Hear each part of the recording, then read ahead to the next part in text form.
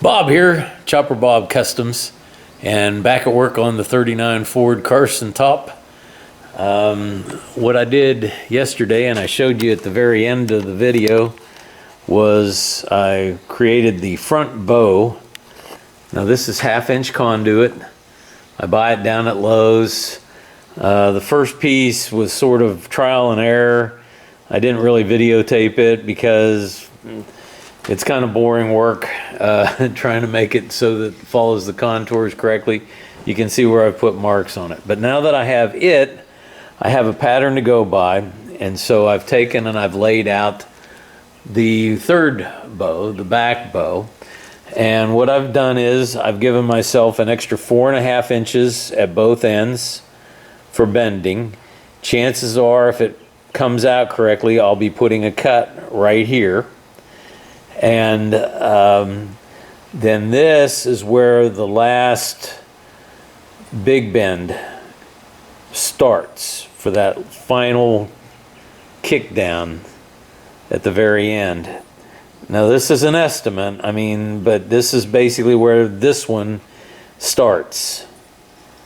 And so when I go to do it, I'll probably still have to be a little bit artsy about it to make sure it's in the right location. One of the things about this brand of conduit, and they probably all have this, but like I said, I get this at Lowe's. It's got a center line down it. Now I've highlighted it with Sharpie, black Sharpie, but it's got a groove cut down through it, and then it's got marks that are supposed to be 1 inch apart. Truth be told, they're about 1 inch and 30 to 1 inch and 1/16 apart, but still they're just a reference point. So, and the other thing that happens is here where they've put the instructions, they drop the line, so you kind of have to connect it yourself and put the lines in. Now, one thing about the third bow, and it's going to be about the second bow as well, it's not going to be as severe. The third bow is going to be 7 7/8 inch wider because as the car goes back, it gets wider. And so what I'm going to have is basically a flat spot in the middle. So basically from this point right here to right here is the distance from the center line of the pattern to the end of the pattern. And then I took 7 7/8 right here and said do not bend to remind myself not to put the bender there. And then it continues on out, and I've got another 4.5 inches at the end of this, where I'll probably cut most, if not all, of that off. So now let's go ahead and I'll remount the camera, get the camera repositioned, and I'm going to start putting bends in it, and we'll see how well I can copy the pattern. This is a conduit bender, and it would probably be nice if I had a tubing roller rather than this, but this will get the job done. Just takes a little bit longer and is not quite so precise. So basically, this is the area that I don't really want to put a bend in, and so I basically am starting right in front of that. I've lined the center line up with the, there's an arrow on the bender so you can keep things in line. And all I'm going to do is grab it and just put a little bit of a tweak in it.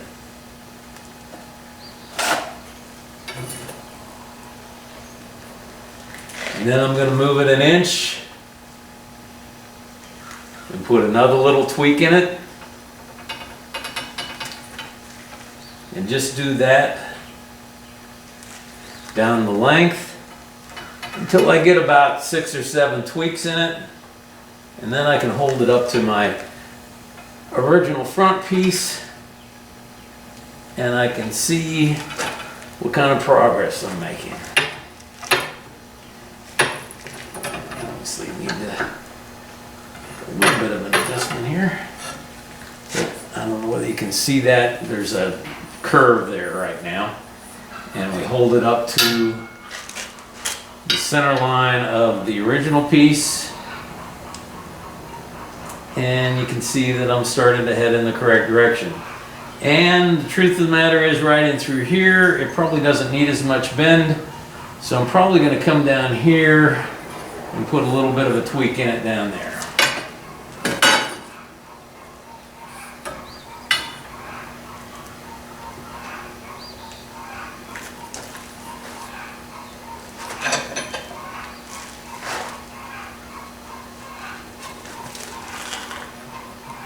Continue on.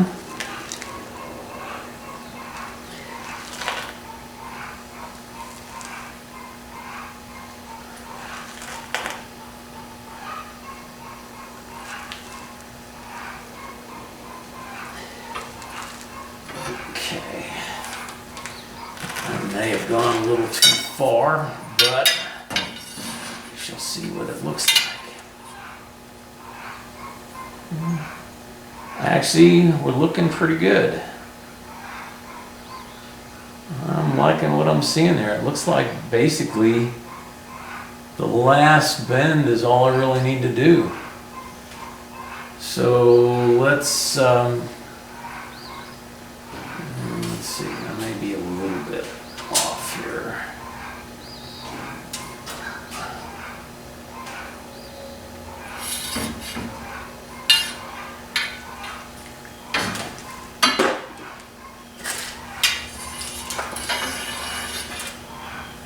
Let's try the other end.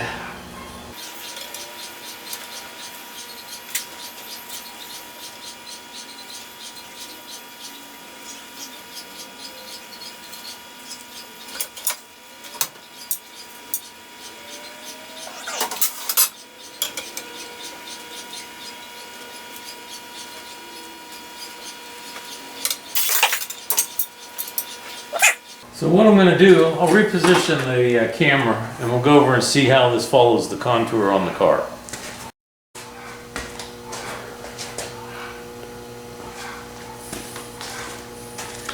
Okay, so this is the form that we're trying to make here, and as you can see, it's got a pretty good approximation of that curve right through there.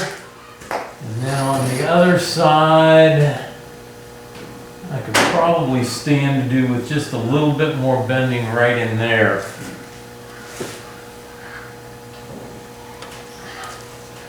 So let's go reposition this. Okay, so I didn't reposition the camera. I mean, the truth of the matter is, you've seen me make one of these bends, you've seen me make them all. And there we go. We have it in pretty good shape. Let's see, where's my hash mark on where the... Okay, it looks like I need to do the last couple of inches before the big bend.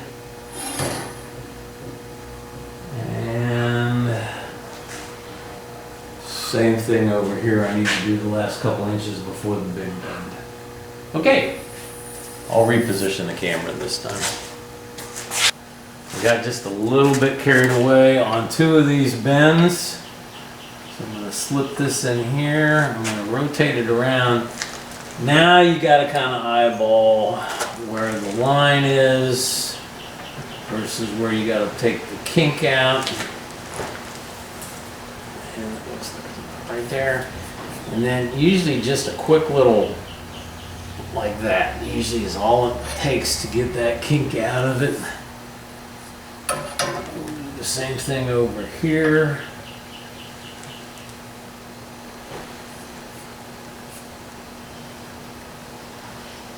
Okay, let me go see how this looks.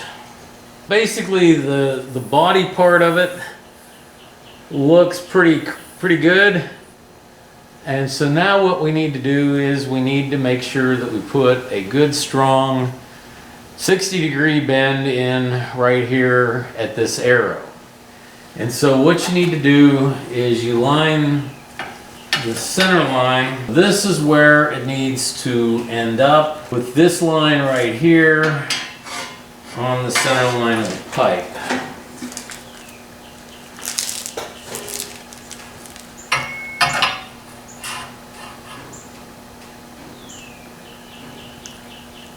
about like that, which then means that I probably need to start the bend just a little bit to this side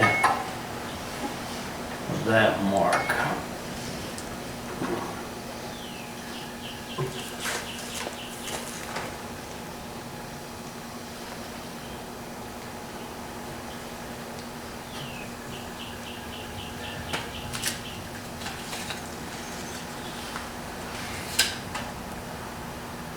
So I'm going to go roughly about 5/8 of an inch. Now let's make it 9/16. Okay, now I've got my arrow lined up. And I may need to do this on the floor. Let's see how it goes here.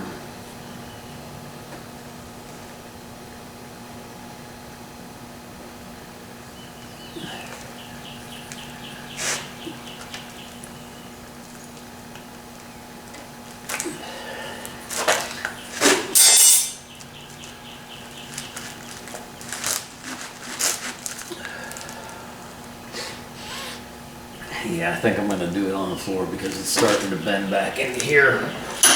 So the way this is designed is that you put this on the floor and it locks it in place, and then you can use your foot on this rest back here and your hands on the handle. So let me get that out to the 60 real quick.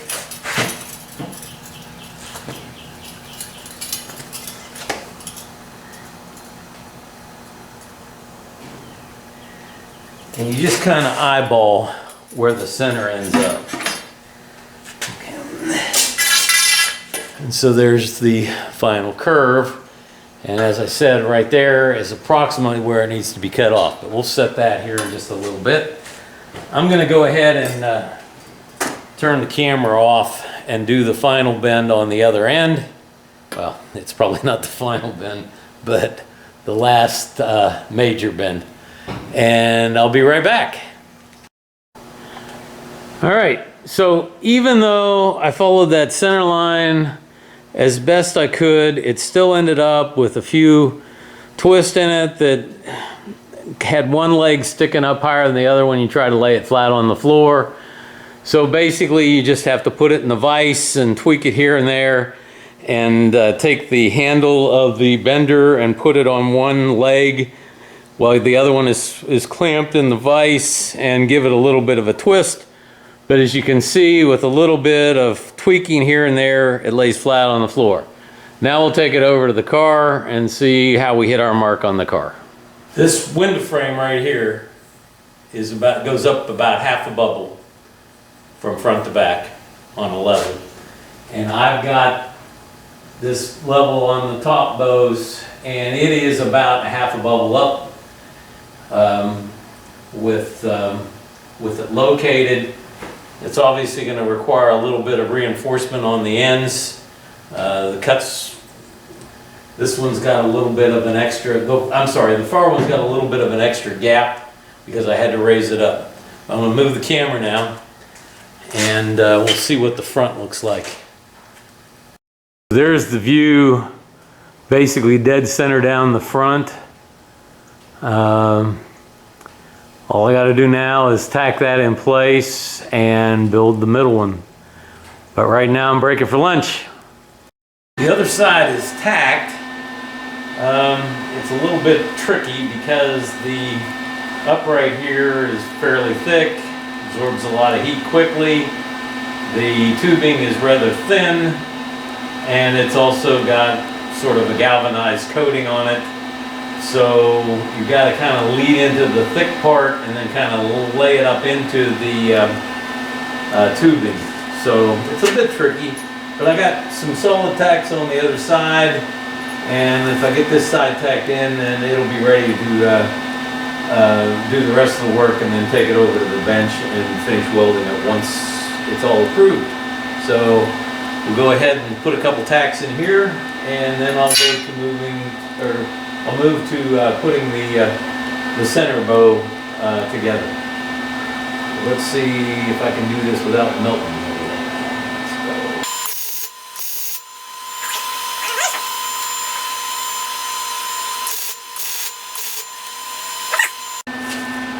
So that bow is tacked in, ready for inspection. I'll turn the camera off now and get set up for building the centerpiece. I've already shown you how to do the bending on the back one. The center one is the same. It's about 3 1/8 inch wider than the front one. So I'll put 3, I'll have to measure it again to make sure I have the right number, but have that flat section in the middle of it, and basically just do the same thing on contouring it out to the ends, and we'll be good to go. Cut out the 3 stringers for the front section. I've got the outer ones tacked in. I'm going to tack the middle one in here in just a second. And then I also cut the same material that I made the header panel out of, right there, to span back to tie in that front bow to the header. And I'll tack it in as well. Now I'm not going to go any further than this on these stringers and tacks until I get the owner and the upholstery guy to buy off on it. I don't see why they won't, but I figure there's no sense doing all the work if they don't like the concept. So I'll go ahead and tack these in and then see if I can address that back bow real quick and get them here to take a look at it. Again, just enough of a tack that it holds together solidly. Get it over to the workbench to do the final weld.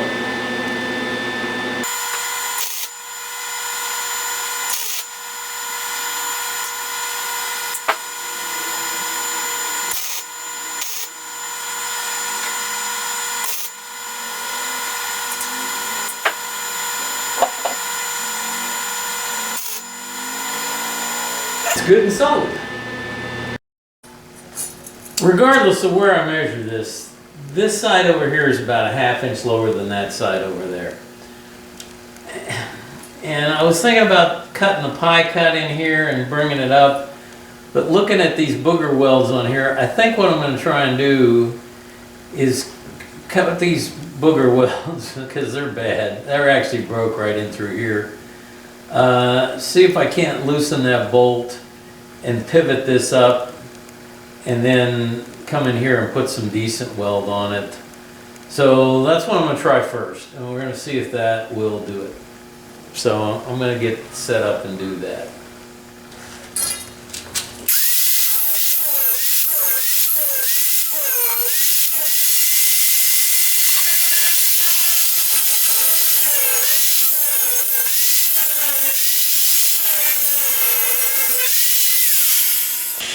You notice sometimes it sparks and sometimes it doesn't spark.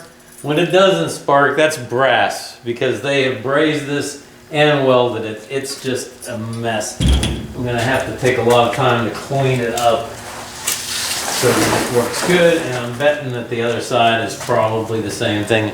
I don't know whether you can see that shiny gold in there, but this has got a lot of brass in it.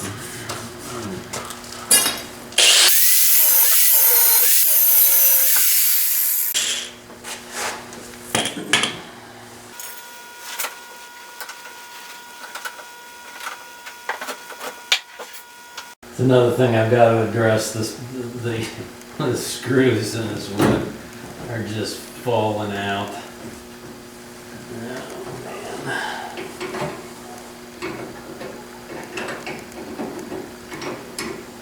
I might as well take this apart and clean the brass off of it, because it's just not going to weld with all that brass in there.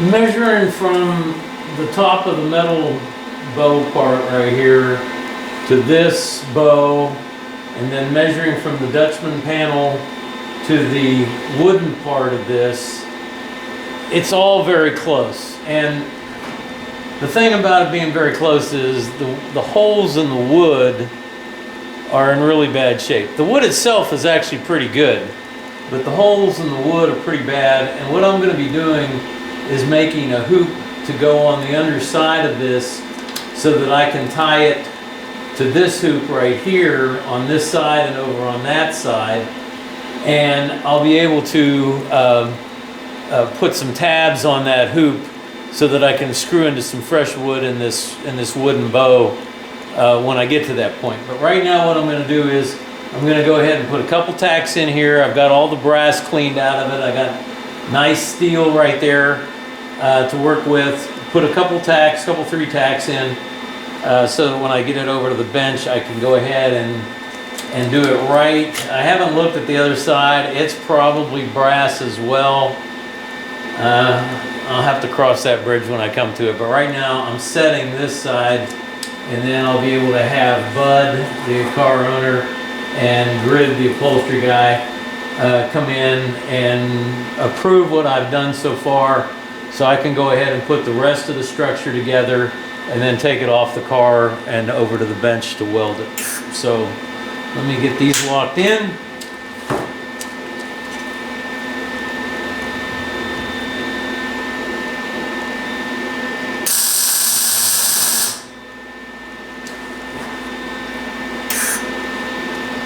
It kind of makes you wonder why they use brass. They probably didn't have them made.